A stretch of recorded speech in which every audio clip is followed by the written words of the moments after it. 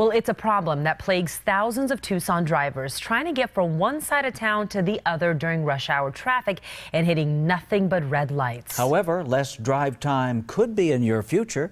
The city of Tucson has teamed up with U of A engineers to try to make your commute faster, and you are actually helping them do it. 9 Your Side's Ricky Mitchell looks into a new system being tested on Tucson drivers right now.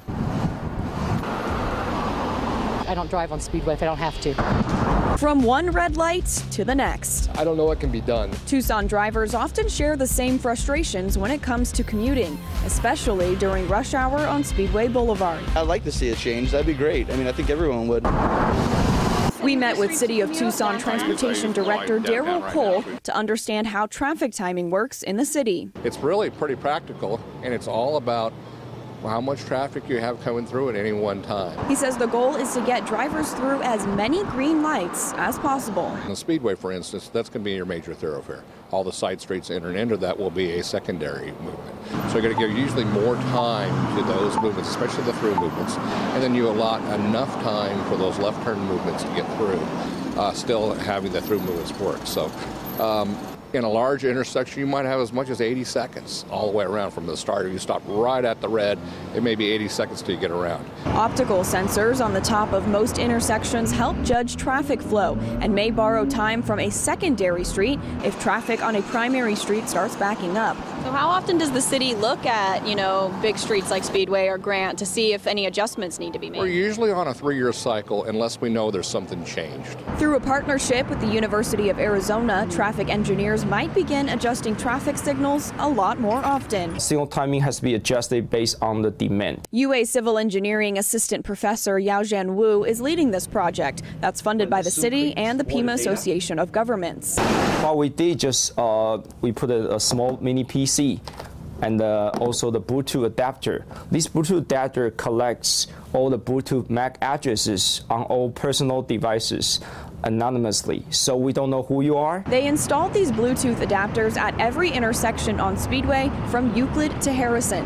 By collecting the anonymous MAC addresses, Wu says they can see how long it takes a driver to get from point A to point B, and if that time seems too long, the city can then go in and adjust the traffic signals. We're hoping to use this data pretty much on an everyday basis, implementing the changes if need be.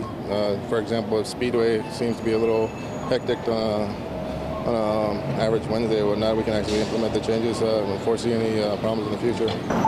But realistically, how long does it take to get across town using Speedway at its busiest hours? We tested it.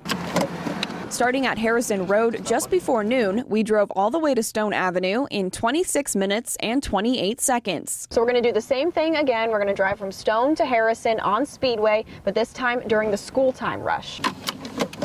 We drove through Stone Avenue right before 3 p.m. and made it to Harrison in 29 minutes and 57 seconds, 3 minutes and 29 seconds longer than during lunch.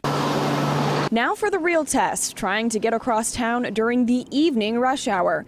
Starting at 5 p.m., we drove from Stone to Harrison in 34 minutes and 15 seconds. That's only 4 minutes and 18 seconds longer than at 3 p.m. Now it's designed for traffic engineers. Preliminary data from Wu and his students show that certain days of the week or month see a higher level of traffic.